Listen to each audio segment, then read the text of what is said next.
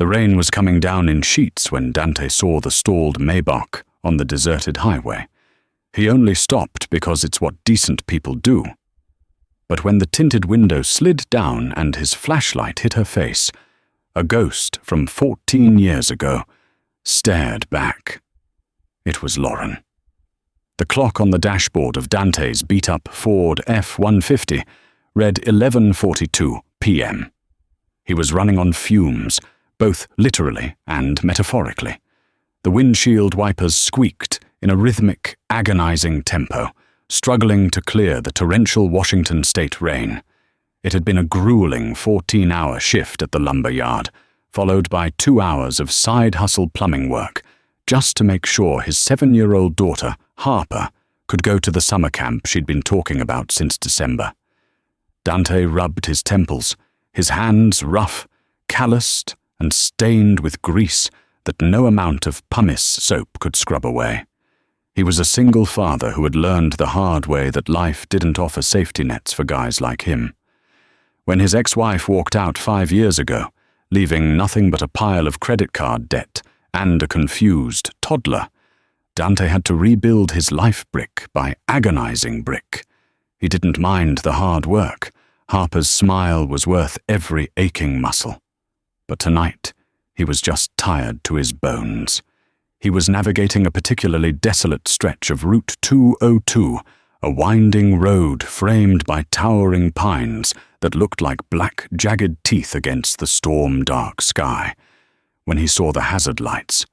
It was a sleek, silver Mercedes Maybach S-Class, pulled haphazardly onto the muddy shoulder. The hood was smoking, a faint white cloud rapidly being beaten down by the heavy rain. On a night like this, out here, being stranded wasn't just inconvenient, it was dangerous. Cell service was notoriously spotty, and tow trucks took hours. Dante sighed, his conscience winning the brief battle with his exhaustion. He pulled his truck up behind the luxury vehicle, his headlights illuminating the rain-lashed silver trunk. He grabbed his heavy canvas tool bag and his heavy-duty maglite from the passenger seat, popped his collar against the cold, and stepped out into the deluge. The rain instantly soaked through his flannel shirt. As he approached the driver's side, he noticed the dark tint of the windows. He tapped lightly on the glass with his knuckles. "Hey, you folks okay in there?" he called out, his voice competing with the roar of the storm. For a moment, nothing happened. Then, the window lowered just a couple of inches. A woman's face appeared in the narrow gap, illuminated by the harsh blue glow of a smartphone screen. She looked terrified, her knuckles white as she gripped the steering wheel. She was wearing a tailored charcoal blazer, her dark hair damp and clinging to her cheeks. "I have a tow truck coming," she said, her voice tight, defensive, and laced with an authority that told Dante she was used to being in charge.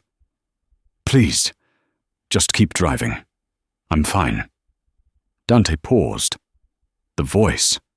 It cut through the cold rain and hit him square in the chest, bypassing his brain entirely. It was a voice he had spent the better part of a decade trying to forget. He shone his flashlight down, not directly in her eyes, but enough to catch the sharp curve of her jaw, the distinct, elegant bridge of her nose, and the small, crescent-shaped scar just above her left eyebrow. His breath caught in his throat. The flashlight trembled in his heavy hand.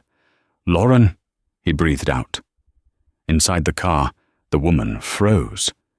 The defensive posture vanished, replaced by a sudden, rigid shock. She leaned closer to the cracked window, squinting against the glare of Dante's headlights beaming from behind him. "Who?" She pressed a button, and the window slid all the way down. The rain blew into the pristine, leather-scented interior, but neither of them noticed. "Dante," Lauren whispered. For a solid 10 seconds, the universe narrowed down to just the two of them, locked in a stare across 14 years of silence.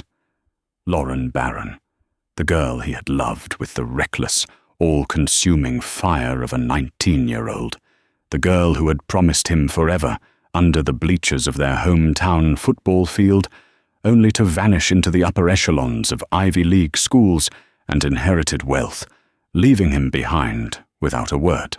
Today, she wasn't just Lauren from the neighborhood. She was Lauren Barron, the billionaire CEO of Barron Logistics, a woman whose face Dante occasionally saw on the covers of Forbes and the Wall Street Journal when he passed newsstands. "What are you doing out here?" Dante asked, his voice rougher than he intended, a defensive instinct kicking in. He was hyper-aware of his mud-caked boots and worn-out jeans compared to her flawless, high-end existence. I was driving back to Seattle from a board retreat in Clay Elam," she stammered, clearly as unmoored by the encounter as he was. "The engine it overheated. The temperature gauge spiked, and smoke started pouring out." Dante forced himself to snap back to reality. She wasn't an apparition, she was a stranded motorist, and he was a guy with a toolbox. "Pop the hood," he said gruffly, stepping away from the window. He didn't wait to see if she obeyed. He walked to the front of the Maybach, wrestling the heavy hood up against the wind. The engine bay was hot, smelling sharply of sweet, burnt coolant. He clicked his flashlight on, scanning the complex plastic-covered machinery. It didn't take long to find the culprit. The upper radiator hose had failed, spewing coolant all over the engine block. He walked back to her window. She was staring at him in the side mirror. "Your radiator hose blew," Dante said, leaning against the doorframe, trying to ignore how close she was, how she still smelled faintly of the same vanilla and cedar perfume she wore in college. "You've got no coolant left. If you try to drive it, you'll crack the engine block." "The tow company said they can't get here for 3 hours because of the mudslides on I-90, Lauren said, her composure cracking just a fraction. She looked exhausted. The formidable CEO armor was slipping, revealing the vulnerable woman underneath. "I can patch it," Dante said, surprising himself. "It won't be pretty, and it's strictly temporary. But I've got high-temp silicone tape and a couple of clamps in my truck. I have some distilled water, too. It'll hold enough to get you to town." Lauren looked at him, her dark eyes searching his face. The rain was plastering his hair to his forehead, dripping down his nose. "Why are you helping me, Dante?" The question hung in the damp air, loaded with 14 years of baggage. "Why are you helping the woman who broke your heart?" Dante swallowed hard. "Because you're stranded in the middle of nowhere, Lauren, and I've got a daughter to get home to. Let me just fix the damn car." It took Dante 20 minutes of cursing, burning his knuckles on the hot engine block, and wrapping the ruptured hose in layers of specialized tape to get the Maybach running again. He poured the distilled water into the reservoir, watching the temperature gauge inside the car carefully until it stabilized. "Follow me," he told Lauren, leaning into her window one last time. "There's a 24-hour diner about 5 miles up the road. We'll stop there, let the engine cool completely, and make sure the patch holds. You can't take this all the way to Seattle tonight." Lauren simply nodded, her eyes fixed on him. The drive to the diner was agonizingly slow. Dante kept checking his rearview mirror, watching the distinct LED headlights of the Maybach, tracking him through the storm. His mind was a chaotic storm of its own. He thought of the summer of 2012. He remembered the feel of her hand in his, the way they used to map out a future that seemed entirely within reach. He had been working at his dad's garage. She was preparing for her sophomore year at Stanford. And then, abruptly, the calls stopped. His letters came back marked, "Return to sender." When he drove to her family's sprawling estate to demand answers, the security guards had threatened to call the police, coldly informing him that Miss Barron had moved to London and had instructed them not to let him on the property. He had spent years building a callus over that wound. And now, She was tailing his rusty truck in a car worth more than his house. The glowing neon sign of Rusty's Diner buzzed violently in the rain. Dante pulled into the empty, potholed parking lot, and Lauren parked next to him. They walked into the diner together, a bell jingling cheerfully above the door, entirely at odds with the heavy tension between them. The place smelled of stale coffee, old fryer grease, and pine cleaner. A lone waitress behind the counter looked up, gave them a tired nod, and motioned for them to sit anywhere. They slid into a cracked vinyl booth in the back corner. The harsh fluorescent lights were unforgiving. Dante finally got a good look at her.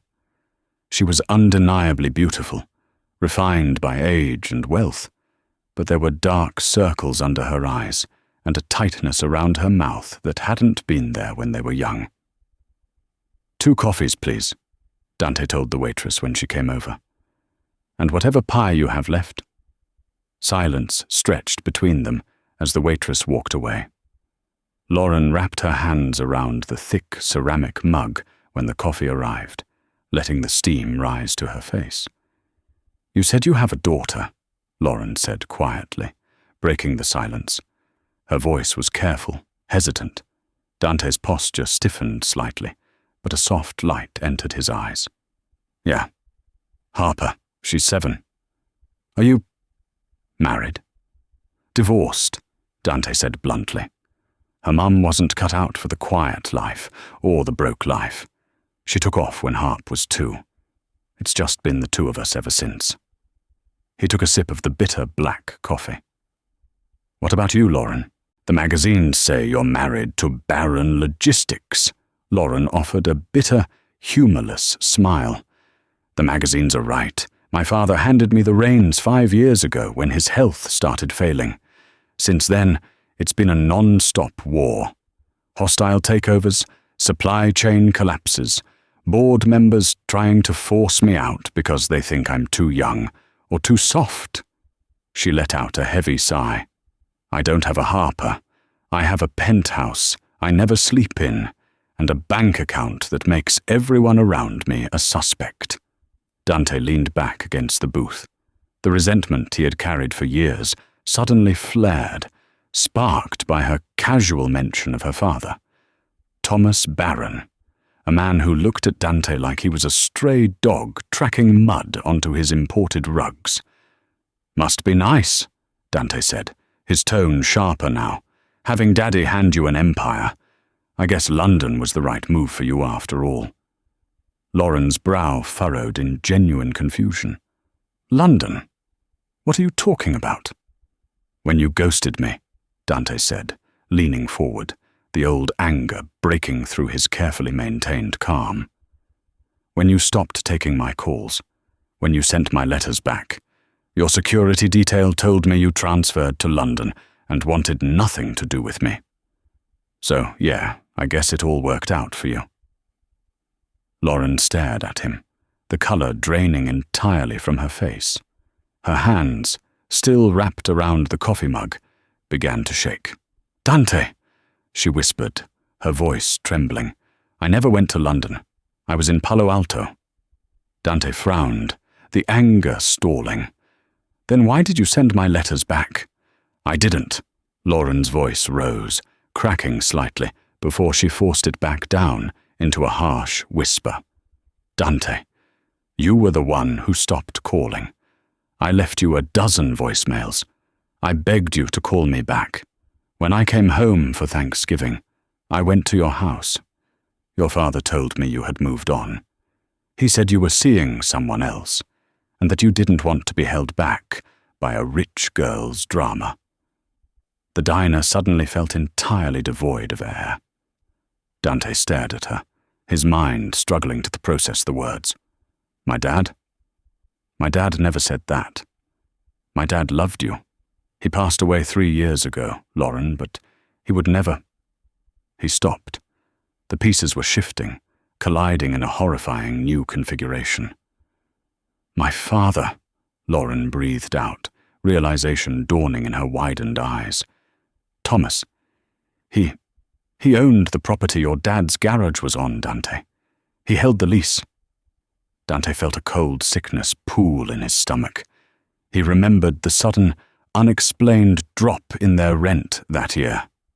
He remembered how his father, usually a proud, stubborn man, had suddenly seemed defeated, refusing to look Dante in the eye whenever Lauren's name was brought up. "He blackmailed my dad," Dante said, the words tasting like ash. "He threatened to take the garage unless my dad lied to you. And he intercepted my letters to you." Tears finally spilled over Lauren's lower lashes, tracking through the faint dust on her cheeks. 14 years, she choked out. 14 years, Dante. I thought you abandoned me because I was too much work, because my world was too complicated. And I thought you looked down on me, Dante murmured, reaching across the scuffed Formica table.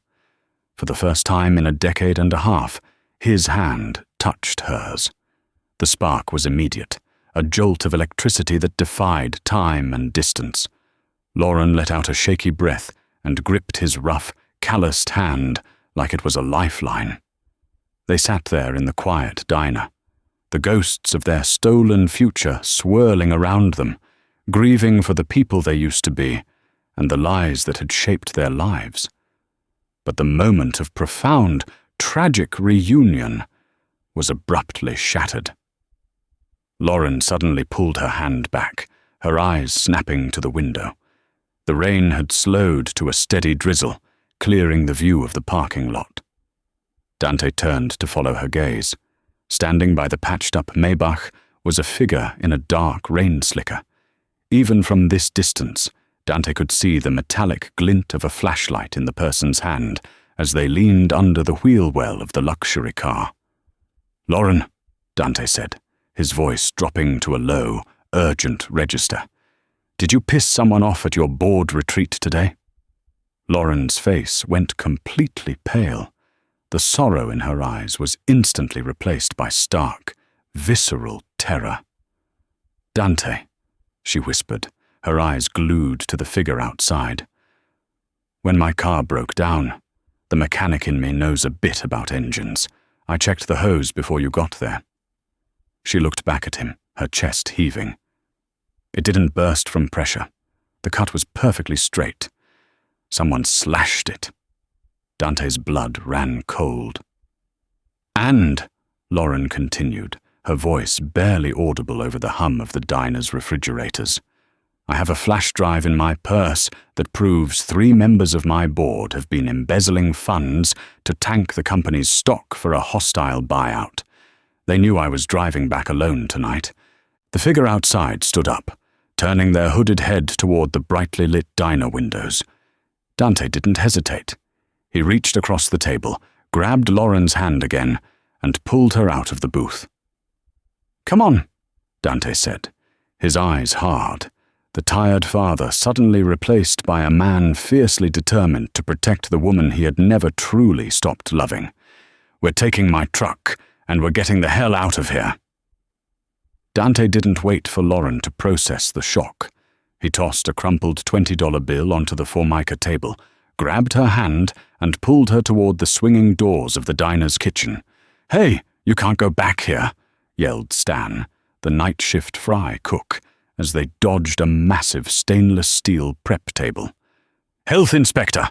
Dante shouted back, not missing a beat as he shoulder-checked the heavy rear exit door. It flew open, dumping them out into the freezing, rain-swept alleyway behind the diner. The smell of rotting vegetables and wet asphalt filled the air. "My car!" Lauren started, stumbling in her heels. "Is a tracking beacon on wheels right now?" Dante interrupted, practically lifting her into the passenger seat of his battered Ford F-150. "If they slashed your hose, they know exactly where that car is. Get down." He vaulted into the driver's seat, jamming the key into the ignition. The old V8 engine roared to life with a throaty, unrefined growl, a stark contrast to the silent purr of the Maybach. Dante didn't turn on his headlights.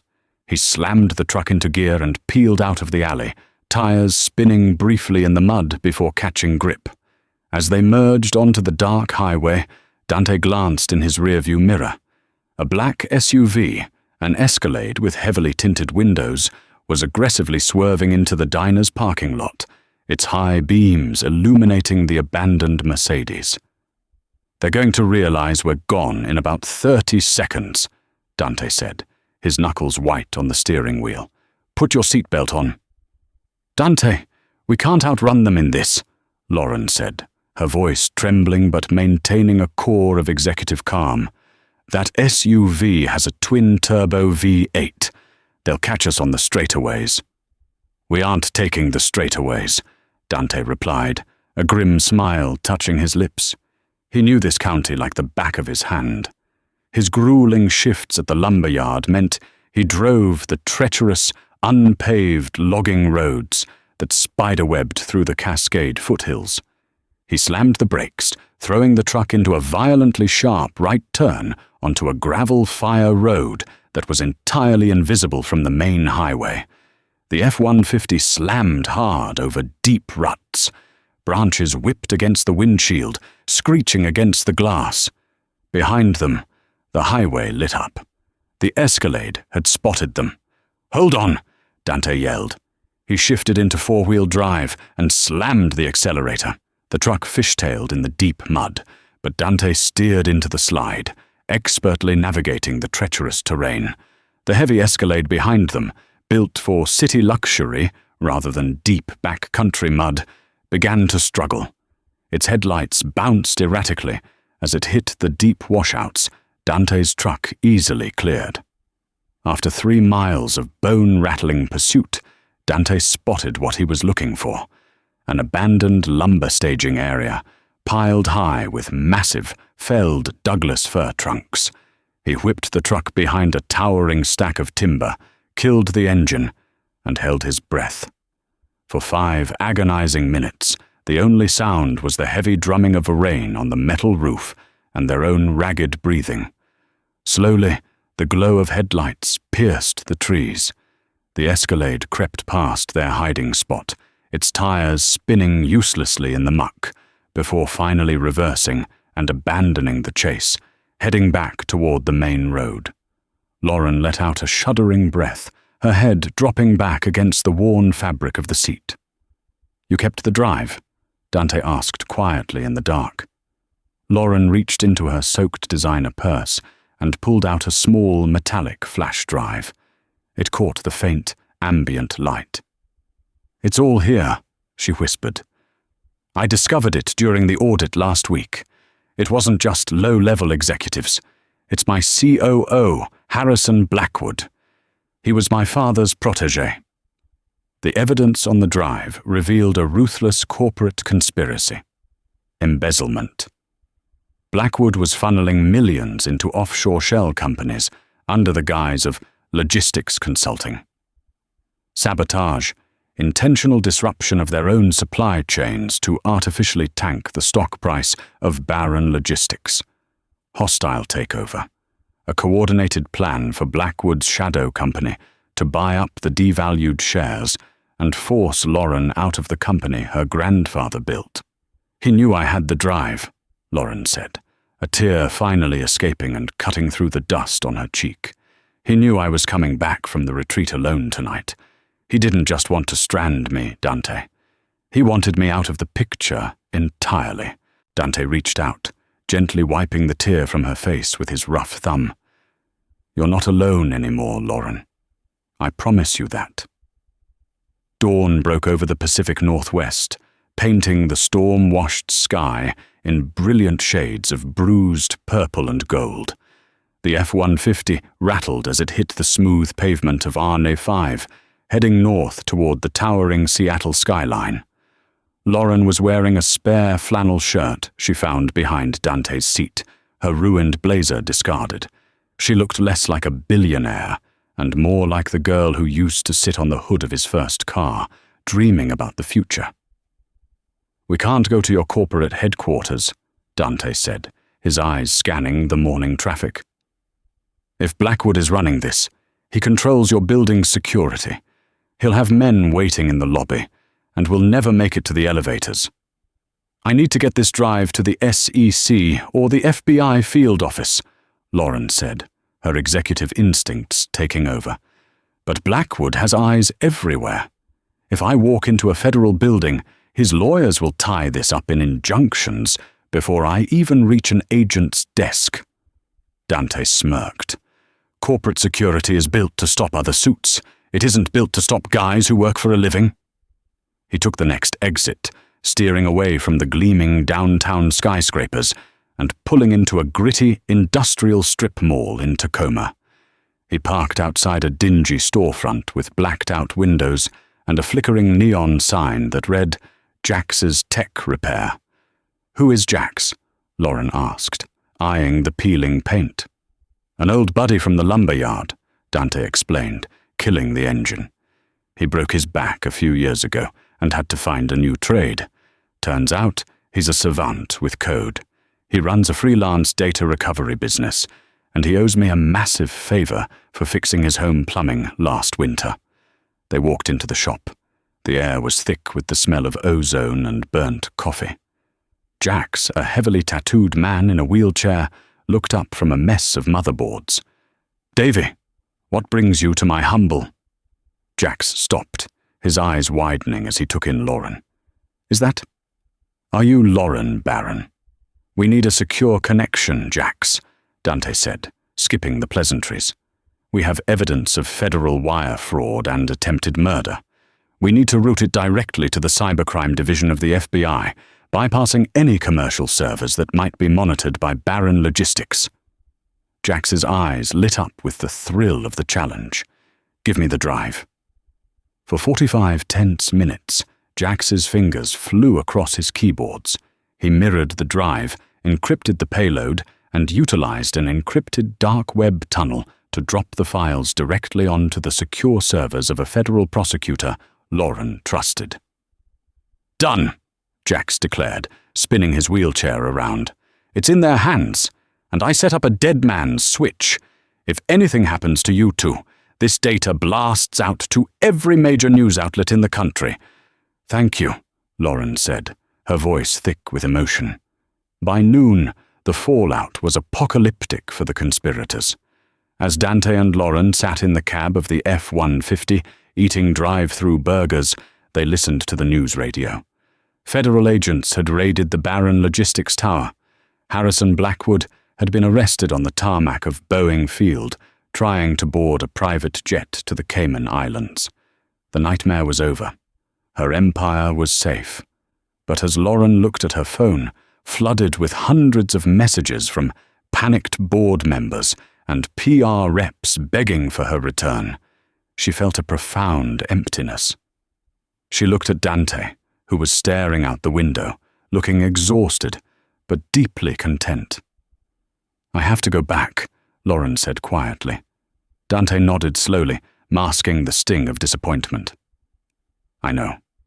You have a company to run. No, Lauren corrected, reaching across the bench seat and taking his rough, grease-stained hand in hers. I have a company to clean up. But after that, I don't want to live in that penthouse anymore, Dante. It's too quiet. 2 hours later, the rusty Ford F-15, pulled into the driveway of a modest single-story ranch house in a quiet suburb. The front door burst open, and a 7-year-old girl with messy pigtails came running out onto the damp grass. Daddy! Harper yelled, launching herself into Dante's arms as he stepped out of the truck. Dante held his daughter tight, burying his face in her hair. When he finally pulled back, he turned to see Lauren standing by the truck, a hesitant, beautiful smile on her face. Harper, Dante said softly, keeping one arm securely around his daughter. There's someone very special I want you to meet. The rain washed away a 14-year lie, leaving behind a truth neither expected to find on a desolate highway. Lauren didn't just save her corporate empire. She finally found her true home. Dante realized that some broken things are absolutely worth fixing. Today, a pristine Maybach sits parked right next to a rusty Ford, and a billionaire CEO happily packs lunches for a 7-year-old girl. Fate has perfect timing.